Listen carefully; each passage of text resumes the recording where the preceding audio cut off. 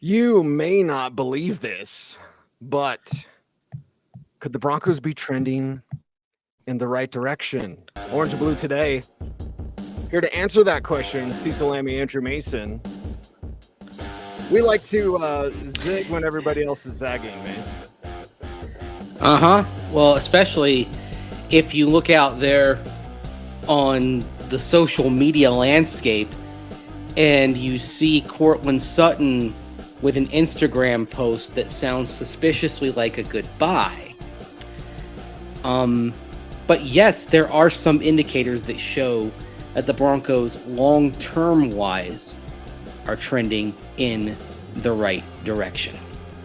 Yeah, and we are here to talk about it again. It may be the hot thing to say, oh, the Broncos stink or they're a disaster or whatever, or we can talk ball and say the special teams are the heartbeat and the pulse. You and I said that a week or so ago of a team. Well, the special teams for this Broncos team shows that things are on the right track, as much as some may not want to believe that. Yeah, and we knew they would get better. The moment they brought in Mike Westhoff as the assistant head coach, working with Ben Katwika, who is the special teams coordinator, you knew that you had two guys with experience who were going to improve it. And also knowing what Sean Payton believes about team building, he follows the Bill Parcells axiom that says that a place where you can make a terrific initial impact in the first year on improving a team and changing the outcome is on special teams.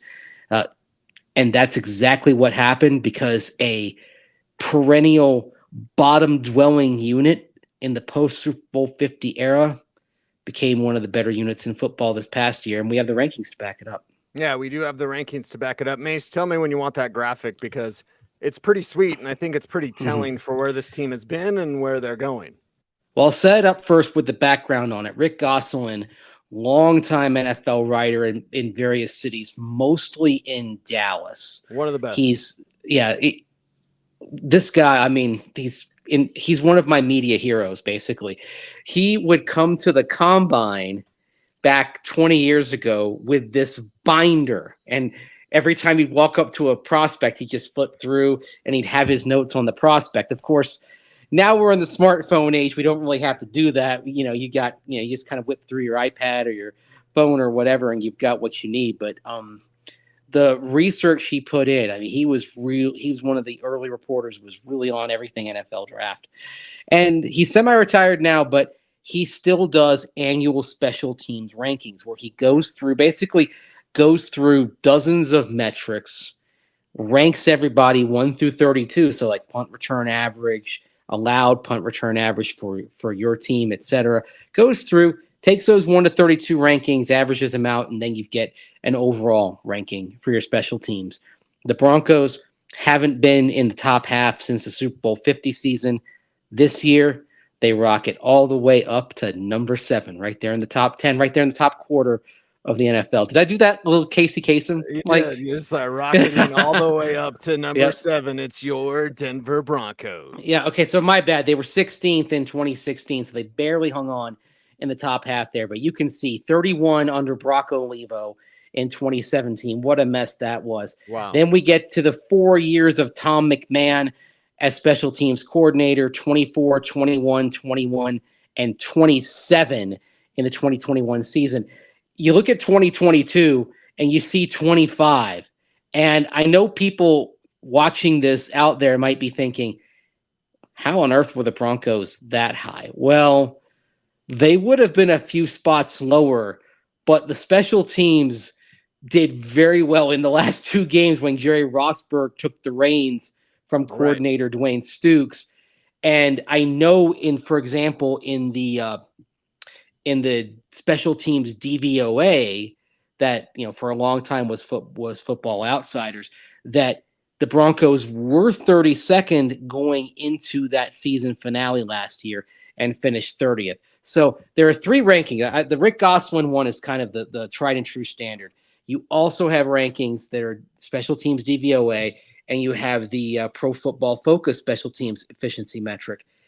9th in DVOA, 11th in Pro Football Focus. So you average that out, and you've got a top 10 special teams unit across the board for the Broncos, whereas for most of the past 7 or the previous 7 seasons, you were talking about a unit that across the board was deep into the 20s. Now you've gone to the top 10.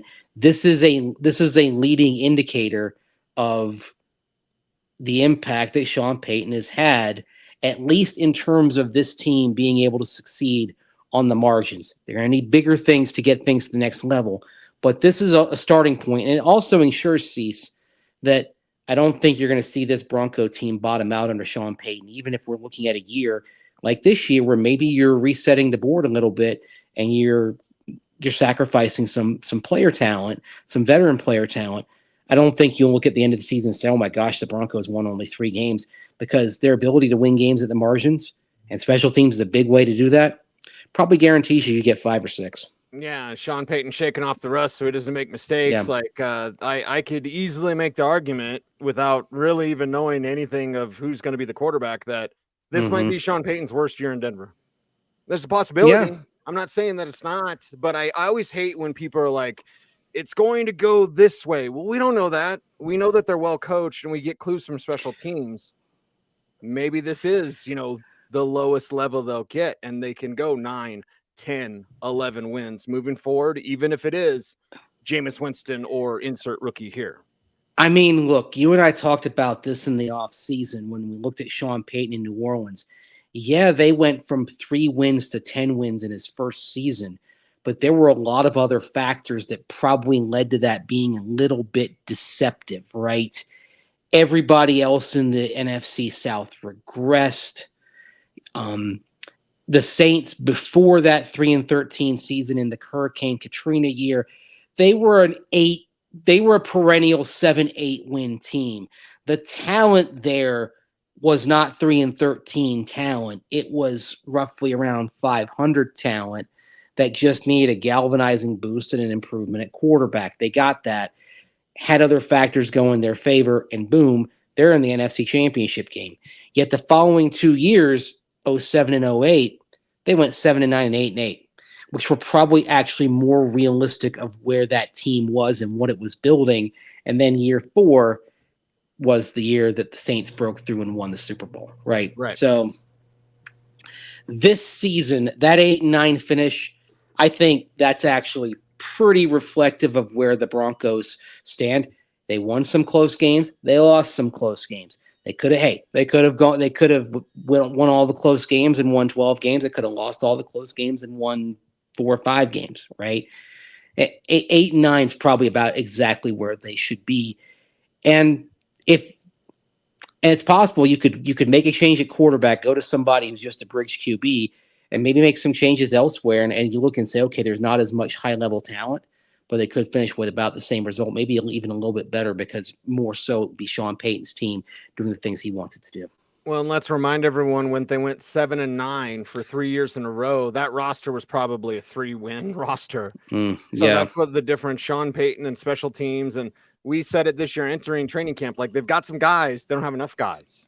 So this season probably is indicative of who they really are. And they still don't have enough guys. Last night, because we've all got side hustles, right? Many of them. One of my side hustles is filing freelance content, in this case for Lindy's football magazines. But you can check out Lindy's Draft Annual next month on newsstands everywhere. Pick up a copy. And so I'm writing about the Broncos' 5-year drafting trends.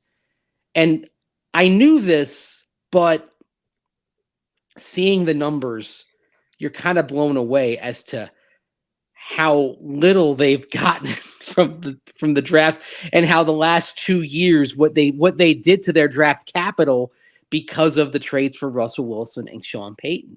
They're operating in a deficit. They're going to probably keep operating at a deficit for some time. Really, this is not going to be the easiest of fixes. And it's one reason why you have to ask the question of, if you want to move up in the draft, do you really want to sacrifice future years of draft capital when you've still got a roster that's got so many holes and you can't simply go to free agency to fill them, even if you've got a cost control quarterback, because for the next 2 years, you're going to be on the hook for Russell Wilson for $85 million, potentially paying him that money to not play for you. And what you need is value. Right now, they've got some special teams players, and we've got Coach Katwika talking about some of those core guys, talking about their collective effort. But I look at it and go, okay, well, you drafted for guys to play, and then if they were okay at special teams or they get their legs underneath them special teams wise, well, the way that they've turned out with a Justin Sternad or even a Delaren Turner-Yell is you don't want them anywhere near the starting lineup defensively, but you definitely want them on special teams. The unfortunate problem is you didn't draft them for just special teams, and that's where the problems come up. And what you need also in free agency, Mace, I'll continue, you need someone like Emmanuel Sanders. Emmanuel Sanders had a 3-year deal for $12 million. He had never had a 100-yard game or a 1,000-yard season in 4 seasons with the Pittsburgh Steelers. He comes here and he's a star. And dare I say, maybe even a superstar with Peyton Manning tossing him the rock. But that was a value. You had him for 3 years for $12 million. Incredible value. And he snuck out on Kansas City and Andy Reid so he could go play with Peyton Manning. So you need some of those type of free agents to hit. So it's draft picks that haven't hit in the way that you thought they might. And it's free agents that, oh, okay, you know, you're getting some free agents, but where's the value or extended value? You're getting more than what you paid for. Yeah, it's funny. You mentioned those guys, guys like Sternad. I mean, at least he's a day 3 pick and he's doing that.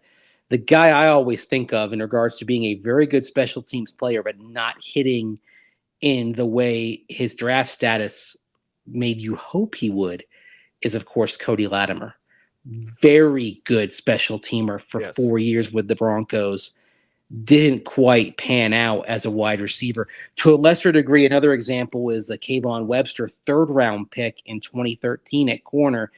The difference for Kayvon was that it was injuries that really kept him from flourishing as a corner. There were moments where he was asked to step in and play corner. He did very well. And, of course, you had, the no-fly zone ahead of him. But every time it looked like he was about to get that shot to play more extensively at corner, he'd get injured, and then it kind of pigeonholed him as a special teamer. But that's got value, no doubt. But this is why what George Payton said about Riley Moss on Tuesday was so interesting, because Riley Moss did become one of their important special teams contributors this year, but they're counting on him moving up and being a starting cornerback perhaps very, very soon. Kenny wishes me a happy birthday. It's not my birthday. I'm sorry, Kenny. I'll take it. I will take it. But no, my birthday's in August. The same day. It's your birthday. It's your birthday. And Tim Tebow. Who do you share a birthday with, Mace? Do you share a birthday with anybody like luminaries like Mike Mayock and Tim Tebow? Brandon Stokely. And not just a birthday, literally the exact same day, June 23rd, 1976. Okay, there you go. All right, you and Stoke getting it done. That is right. We've got June 23rd birthdays. I just I'm looking really quick. Okay, yeah. Tell me who else is on there. Who we got on there? Frances McDormand. Do you remember her? Actress, of course. Was in most famously in Fargo, right? Yes, yeah. Oh yeah, Marge Gunderson, yeah. Zinedine Zidane, famous soccer player. Ooh, okay. Here's a good one from football. LaDainian Tomlinson, June 23rd, 1979. There you go. That is a good one. Yes, then there's a couple others I'm seeing in the June 23rd realm. I'm like, I really don't want to mention them. Well, we'll move right on then. Yeah, because we're trying to steer. We don't want to do politics, right? Yeah, I don't think anybody does. So, yeah. We do have Katwika. Yeah. Which one do you want to play? We got the one on collective effort, and we've got the one on the core special teams guys. We're kind of in that realm of talking about who are your core special team players. Let's talk about that. The core guys, the leaders on the unit. Here we go. So, I mentioned Mike Burton. I think at the core level, he's one. Justin Sternad. There's a handful of guys that you can end up mentioning. That's what's neat about that is, I can go on with the handful of guys that have not only led in the meeting room, but led by example, not only in their play against the opponent, but in practice on a daily basis. Okay, There you let's go. talk about those two dudes, Michael Burton and Justin Strnad. You know what they both have in common, Cease? Unrestricted free agents. Uh-oh. Now, they're not first wave guys in terms of prominence, right? These are players that you could probably pretty capably sign. However, you and I have talked about what is the outlook at fullback going to be like. That affects Michael Burton because remember, they kept Nate Adkins on the 53-player roster. And he was generally a healthy scratch, but they didn't consider moving him down. They wanted to hang on to Nate Adkins, an undrafted rookie out of South Carolina this past season. And they see him as kind of a hybrid fullback, H-back, tight end, able to do all things. In terms of, and this is in the same vein of Riley Moss, you want him to move up to number 2 corner. Drew Sanders, you want him to start at inside linebacker. Alex Forsythe could be in line to start at center. Are they viewing Nate Adkins in much the same way that the hope for him is that he transitions to be the primary fullback in 2024? Right. A player on a rookie contract, save a little cold hard cap space. Now, save as much as you can. But, if I'm a team with some cap space, you know what I do when I see a Michael Burton? Is I just bring him in. Yeah, I just go pay him more money than you can pay him. That's the problem. Would.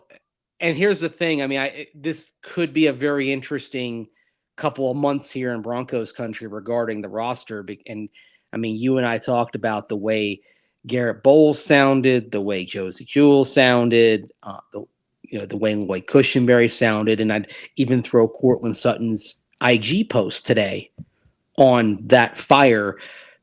That seems to indicate that changes are coming, right?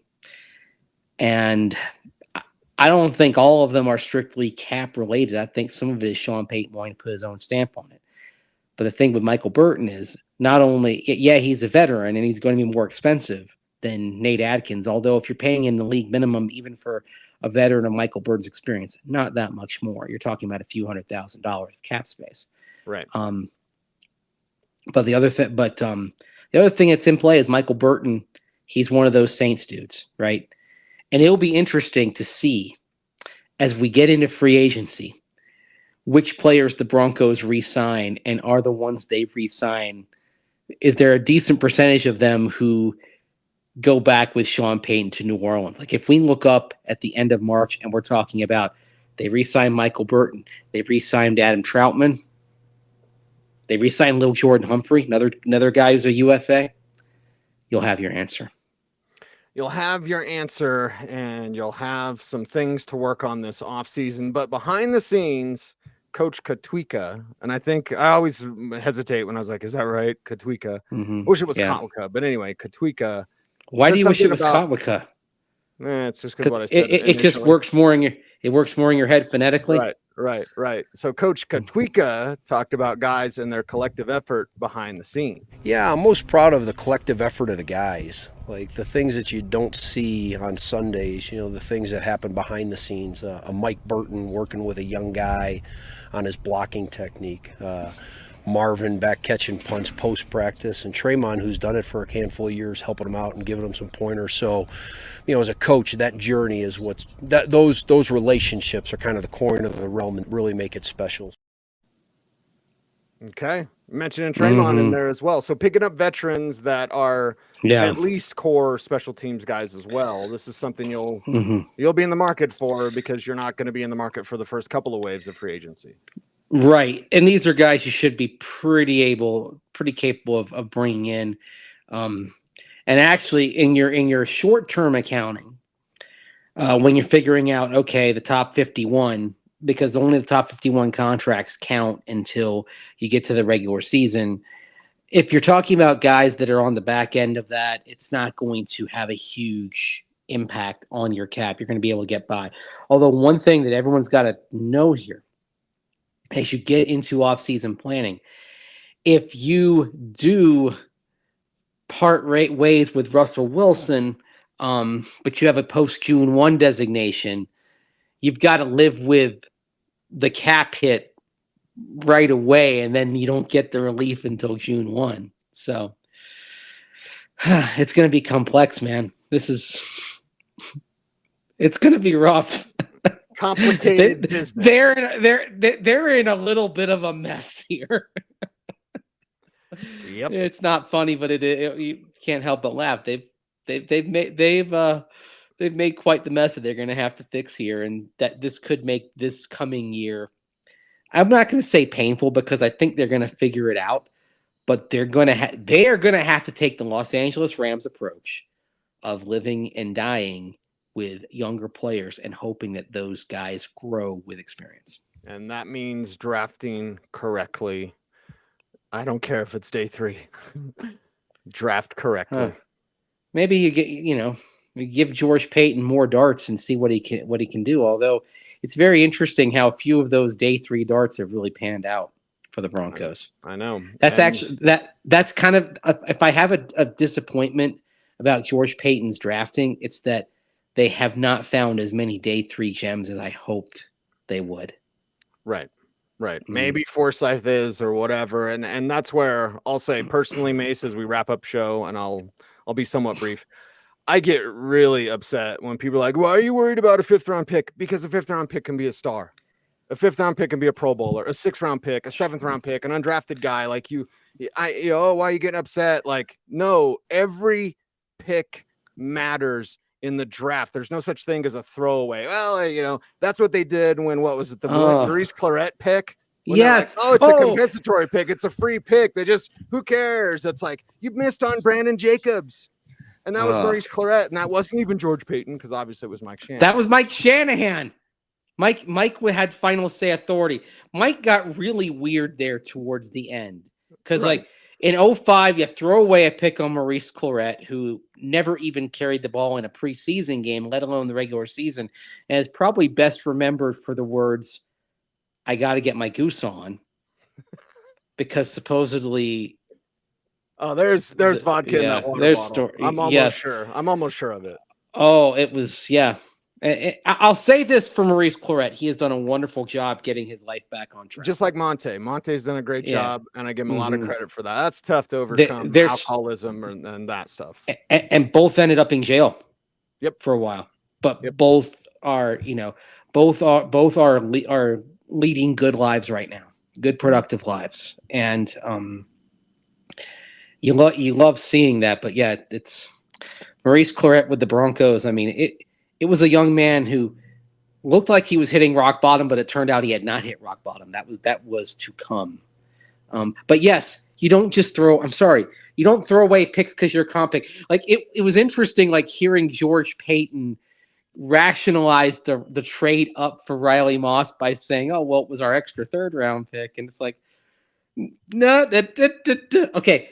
If you want to trade for him because you're like, this guy's got talent, we know he's going to be a starter, great. And the jury is decidedly out on Riley Moss. We're not judging right now. You never judge a draft pick after 1 year, right? Unless there are other factors involved. However, you can't view draft picks as just disposable currency. You go willy-nilly to throw, hey, we're throwing money around. You remember, going to make an old school film reference here. Don Amici in Cocoon, when he's checking out and is going to go to the other planet where he never gets old. He clears out his bank account and just starts throwing money on the streets of St. Petersburg to people. Like, here you go. Like, whatever. That's not how you treat draft picks.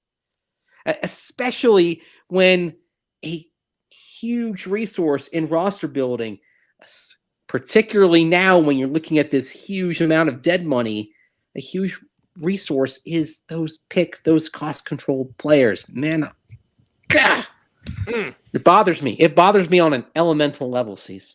No, well, we'll be bothered for a different time. We're wrapping up today's show, but we will. But are we hot and bothered? Or are we just bothered? I'll leave that one alone for now.